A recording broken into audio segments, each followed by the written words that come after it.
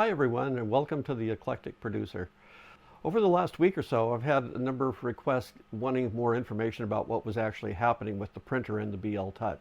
So what I've done is created some images to show you exactly what was happening.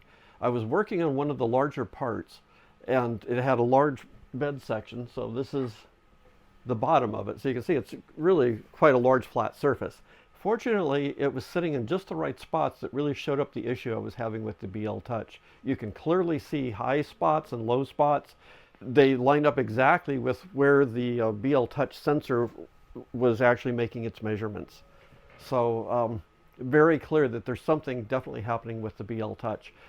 In the very first image I captured, you can clearly see where the low spots were. Unfortunately, I went ahead and let the entire print continue, and that was a big mistake. You can see part of the corundum coating on the bed and also some of the glass. In these low spots, it was so tight that I could not get it off of there. I let it cool completely. I tried cooling it off in the refrigerator.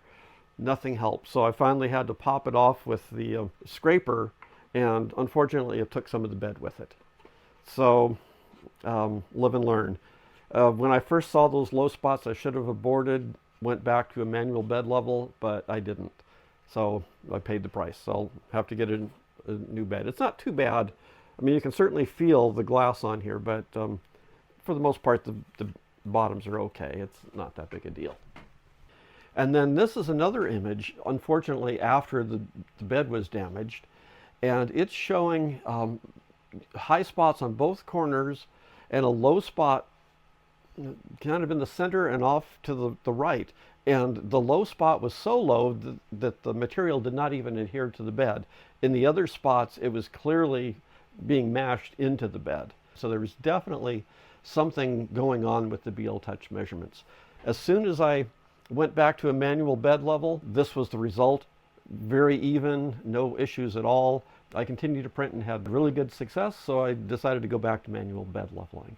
I did try to go back, use the BLTouch in another test I was running, and I got 2 or 3 good prints from it, and then the next one, complete disaster.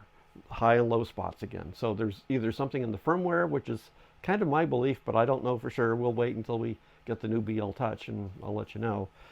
There's clearly something going on here because manual bed leveling is doing exactly what it's supposed to be doing. Well, hopefully I'll be getting the new BLTouch here in a few days, and I'll run some tests and let you know how it goes. Until then, take care. Bye.